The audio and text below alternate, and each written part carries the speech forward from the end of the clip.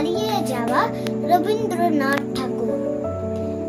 ছোট্ট আমার মেয়ে সঙ্গিনীতে ডাক শুনতে পেয়ে সিঁড়ি দিয়ে নিচের তলায় যাচ্ছিল সে নেমে। অন্ধকারে ভয় ভয়ে থেমে থেমে হাতে ছিল প্রদীপ খানি, আঁচল দিয়ে আড়াল করে চলছিল সাবধানে। আমি ছিলাম ছাদে তারায় ভরা চৈত্র মাসের রাতে।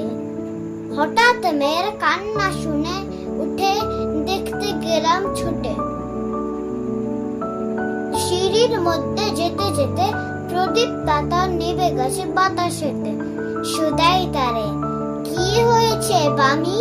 সে কেঁদে কয় নিচে থেকে, হারিয়ে গেছি আমি তারায় ভরা চৈত্র মাসের রাতে। ফিরে গেছি ছাদে, মনে হলো আকাশ পানে চেয়ে আমার বামির মতোই যেন অমনিকে আঁকবে। নীলাম্বরের আঁচল খানি ঘিরে ডিপসি কাটি বাঁচিয়ে একা চলছে ধীরে ধীরে।